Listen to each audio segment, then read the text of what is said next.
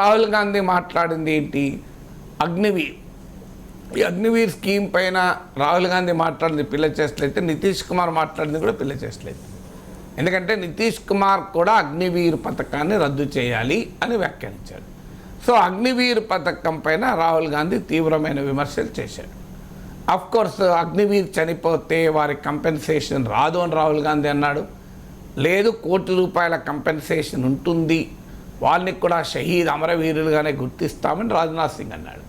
So దానిపైన ఒకవేళ factual error ఉంటే ఫ్యాక్చువల్ ఎర్రర్ అవుతుంది. దానికి ప్రభుత్వం చేయాల్సిన పని ఏంటంటే ఆ సంబంధిత జీవో ఏదైనా ఉంటే అగ్నివీర్ కూడా యుద్ధ భూమిలో చనిపోతే ₹1,00,00,000 కంపెన్సేషన్ ఉండేలా ఉన్న జీవోను పార్లమెంటు ముందట పార్లమెంట్లో ప్లేస్ చేస్తే అయిపోతుంది.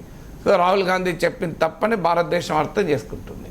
కానీ రాజ్నాథ్ సింగ్ నేను మాట్లాడుతున్నా కదా అంటే సరిపోదు కదా. ప్రభుత్వాలు మన్మోహన్ సింగ్ ప్రత్యేక హోదా ఇస్తామని పార్లమెంట్ సాక్షిగా చెప్పారు. ఏం జరిగింది? ఇప్పటివరకు రాలేదు కదా. అందువల్ల రక్షణ మంత్రి అన్నాడు కదా, రక్షణ మంత్రి అనడమే జీవో అయిపోదు కదా. దానిపైన జీవో ఉంటే పార్లమెంట్లో పెడితే రాహుల్ గాంధీ చెప్పింది తప్పని మనం కూడా అంటాం కదా. సో అందువల్ల అగ్నివీర్ పథకం అనేది మా విధానం కాదు, మేము వ్యతిరేకిస్తామన్నారు. సో అగ్నివీర్ పథకాన్ని వ్యతిరేకించడం పిల్ల చేస్తే అయితే అగ్నివీర్ పథకాన్ని నితీష్ కుమార్ కూడా వ్యతిరేకిస్తున్నాడు. మరి నితీష్ కుమార్ కూడా పిల్ల చేస్తారా? మీరు సొంత ల్యాండ్ని కలిగి ఉన్నారా?